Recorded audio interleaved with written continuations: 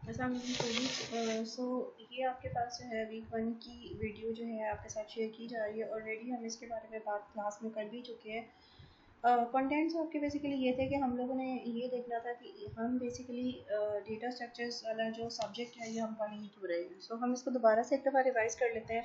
और देखते हैं कि हमें इस सब्जेक्ट की जो है वो ज़रूरत क्यों पेश आएगी। हम लोगों ने अब तक जो है कोडिंग की काफ़ी सारी एग्जांपल्स की हैं, और अगर हम रियल लाइफ की एग्जांपल की बात करें, अगर हम ये देखें कि लेट्स अज्यूम कि अगर हम जो है वो किसी भी बुक शॉप पे गए हैं और हमने जो है वो किसी बुक की डिमांड की है कि हमें कोई XYZ जो है वो बुक चाहिए। बुक शॉप जो है, बुक शॉप वाला अगर हमारे उसने जो है अपनी बुक्स को जो है वो एक अरेंजमेंट ऑर्डर में नहीं रखा होगा, लेट्स जो हम ये कहें कि उसने जो है वो सॉर्ट करके नहीं रखा,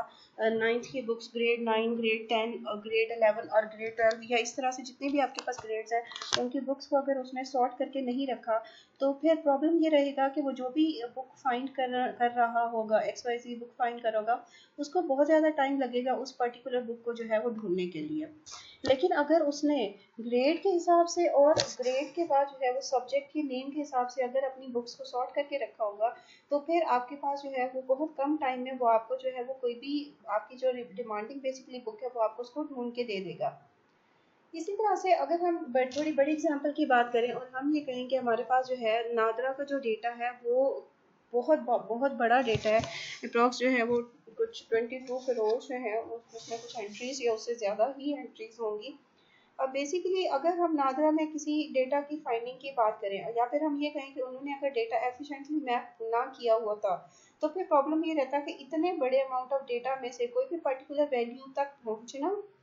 इधर आप उसको सर्चिंग पर्पस के लिए कर रहे हो या फिर डिलीशन पर्पस के लिए या फिर व्यू पर्पस के लिए, वट एवर पर्पज इज, तो फिर उसको जो है वो ढूंढना जो है वो काफ़ी ज़्यादा मुश्किल हो जाता। यहाँ पे डेटा के अरेंजमेंट का मतलब क्या होगा कि वो उन्होंने डेटा इस तरह से अरेंज किया होगा कि जो है आपका जो है बेसिकली डिस्ट्रिक्ट, आपके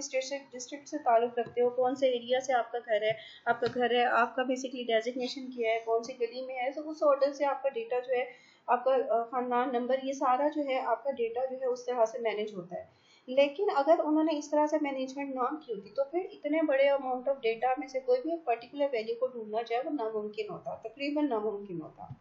सो इट्स बेटर कि अगर हम जो किसी भी डेटा की बात करें, डेटा की मैपिंग की बात करें, तो इट्स बेटर कि हम लोग पहले ये काम करें कि अपने डेटा को इस तरह से मैनेज करके मैप करें कि हम जब भी किसी भी पर्पज़ के लिए अगर उसकी एक्सेसिबिलिटी के लिए बात करें, तो हमारे पास उसकी एक्सेसिबिलिटी जो है वो काफ़ी आसान हो जाए। यहाँ पे एक्सेसिबिलिटी का मतलब क्या होगा कि इधर हम जो है उसको व्यू करना चाह रहे हैं या फिर उसमें कोई एडिटिंग करना चाह रहे हैं या फिर कोई और XYZ ऑपरेशन जो है वो परफॉर्म करना चाह रहे हैं। सो इसलिए हमारे पास डेटा स्ट्रक्चर जो है वो एक यूजफुल सब्जेक्ट होगा, हाँ, कि हमें इस तरह से कुछ जो है बेसिकली स्ट्रक्चर्स प्रोवाइड करेगा, इस तरह से हमें मेमोरी मैपिंग के स्ट्रक्चर्स प्रोवाइड करेगा, different type of structures provide करेगा, जिसके थ्रू हम डेटा को जो मैप है वो आसानी से कर सकते हैं डिफरेंट टाइप्स के साथ। मतलब क्या, इस बात का मतलब ये है कि अगर लेट सपोज कि हमने अपने डेटा को इस तरह से मैप करना हुआ कि हम उसको लीनियर ऑर्डर में, जिस ऑर्डर में हम उसे सेव करें, जिस ऑर्डर में डेटा रीड करें और उसी ऑर्डर में हम उसे एक्सेस कर रहे हैं, तो फिर हम लिंक लिस्ट यूज़ कर सकते हैं। अगर हम ये कहें कि हमने डेटा को इस तरह से एक्सेसिबिलिटी करनी है कि जो सबसे लास्ट में हम प्लेस कर रहे हैं और उसको हमें सबसे पहले चाहिए, तो फिर हम स्टैक डेटा स्ट्रक्चर यूज़ कर सकते हैं। या फिर हम ये कहें कि जिसको हमने सबसे पहले जो है वो प्लेस किया होगा उसको अगर हम सबसे पहले प्लेस करें तो रीड करें, तो फिर हम क्यू यूज़ कर सकते हैं। या फिर हम हायरार्किकल डेटा स्ट्रक्चर चाहते हैं, तो फिर हम ट्री या ग्राफ में से जो है वो कोई भी बेसिकली टाइप यूज़ कर सकते हैं, जो कि हमारी डेटा को एफिशिएंटली रीड करने में, राइट करने में जो है वो हेल्प करेगा। ये हमारे पास कुछ एडवांटेजेस हैं हमारे बेसिकली इस सब्जेक्ट को पढ़ने के, कि हम इसको क्यों बेसिकली पढ़ रहे हैं। हमने ये पता है कि डेटा जो है वो डिफरेंट तरीक़ों से इस सब्जेक्ट में हम ऑर्गेनाइज़ करना सीखेंगे कि किस तरह से हम जो है उनको ऑर्गेनाइज़ कर सकते हैं। यहाँ पे ऑर्गेनाइजेशन का मतलब क्या होगा कि अगर जो है हमारा जो सिलेक्टेड मॉडल है वो इस तरह से हो, हमने उसको रीड करना चाहिए या मैप करना चाहिए कि जो भी हम माइनर चेंजेस या फिर जो है प्लेसमेंट कर रहे हैं अपने रियल वर्ल्ड डेटा के साथ, तो फिर उनकी एक्सेसिबिलिटी किसी भी पॉसिबिलिटी में वो प्रॉब्लमेटिक कभी भी ना हो। आपका डेटा एफिशिएंटली प्रोसेस हो जाए, एफिशिएंटली जो है एक्सेस हो जाए, और उस पर जो भी आप ऑपरेशन करना चाहो वो एफिशिएंटली जो है वो ऑपरेशन परफॉर्म हो जाए। सो इस पर्टिकुलर सब्जेक्ट में हमारे पास जो डेटा स्ट्रक्चर्स हम डिफरेंट यूज़ करेंगे हमारी बेसिकली मेमोरी मैनेजमेंट के लिए। तो फिर उसके लिए हमारे पास ये कुछ डेटा स्ट्रक्चर्स हैं। हम अरे के बारे में पढ़ेंगे, इसमें हम स्ट्रक्चर्स को रिवाइज करेंगे, हम लोग क्लासेस एंड ऑब्जेक्ट्स को रिवाइज करेंगे, स्ट्रिंग्स को रिवाइज करेंगे। अगेन हम इस पर्टिकुलर सब्जेक्ट में जो मेमोरी मैनेजमेंट के लिए डेटा स्ट्रक्चर्स यूज़ करेंगे वो होंगे link list, trees, graph, stacks, queues. तो ये सारे हमारे पास जो है मेमोरी मैनेजमेंट के लिए जो है वो यूज़ होते हैं। हमें ये पता है कि डेटा जो है वो बेसिकली हर जगह पे मौजूद है, और हमारी जो आजकल की लाइफ है इसमें डेटा जो है वो विदाउट डेटा आपका जो फील्ड है कोई भी वो आपके पास इनकम्प्लीट होगा। और हमें ये भी पता है कि हमारा डेटा जो है बेसिकली हर बेसिकली रैपिडली जो है वो इंक्रीज हो रहा है, और हमें ये काम करना है कि इस रैपिड इंक्रीजिंग डेटा के साथ साथ हमने डेटा को जब मैपिंग करनी होगी तो उसको हमें एफिशिएंटली मैप करना भी सीखना होगा, उसको स्टोरेज के लिए या जिस भी पर्पस के लिए हो। तो फिर हम ये कहेंगे कि बेसिकली इन पर्टिकुलर अबव जो डिस्क्राइब्ड अबव हमारे पास डेटा स्ट्रक्चर्स हैं उनमें से कोई एक डेटा स्ट्रक्चर्स हम यूज़ करेंगे हमारी मेमोरी मैनेजमेंट के लिए, कि हम किस तरह से एफिशिएंटली हमारी मेमोरी को जो है वो यूज़ कर सकते हैं, डेटा को मैप कर सकते हैं अपनी बेसिकली मेमोरी के ऊपर।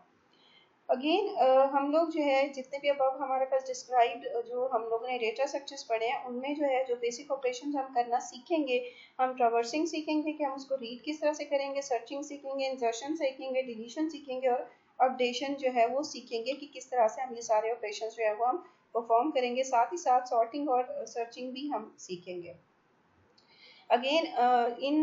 हम इनमें दोनों बातें सीखेंगे, हम उसका एल्गोरिदम भी डिफाइन करना सीखेंगे और साथ ही साथ उसकी इम्प्लीमेंटेशन भी देखेंगे कि हम किस तरह से उनकी इम्प्लीमेंटेशन जो है वो डिफाइन कर सकेंगे। एंड साथ ही साथ हम ये देखेंगे कि बेसिकली अब गिवन डाटा स्ट्रक्चर्स को अगर हम यूज़ करेंगे तो उनकी कॉम्प्लेक्सिटी हमारे पास जो है वो किस तरह से बेसिकली हमारे पास एफिशिएंट होगी। इन बेसिकली प्रीवियस जिस तरह तो हम मेमोरी को यूज़ कर रहे थे और अब हम जिस तरह से जिस डेटा स्ट्रक्चर्स को यूज़ करें, सो कॉम्प्लेक्सिटी के लिए हम उसका ये देखेंगे वर्स्ट केस क्या है, एवरेज केस क्या है, बेस्ट केस क्या है। अगेन हम इसको कंप्लीट तो डिस्क्राइब नहीं करेंगे, लेकिन इन वर्ड्स जो है हम इनके बारे में ज़रूर बात करेंगे कि किस तरह से जो है प्रीवियस को देखकर अब हमारे पास इस पर्टिकुलर डेटा स्ट्रक्चर्स को यूज़ करते हुए किस तरह से हमारी मेमोरी मैनेजमेंट जो है वो बेसिकली एफिशिएंट हो पाई है। सो ये कुछ कंटेंट्स हैं जो हम लोगों ने रिवाइज किए थे अपने वीक 1 के लेक्चर में, और हमने उसको किस तरह से यूज़ कर किया था डिफरेंट एग्जांपल्स में, किस तरह से यूज़ करेंगे। सो ये नेक्स्ट टाइम ऑनवर्ड्स हम सीखेंगे इसके बारे में। अभी के लिए इतना ही। Thank you.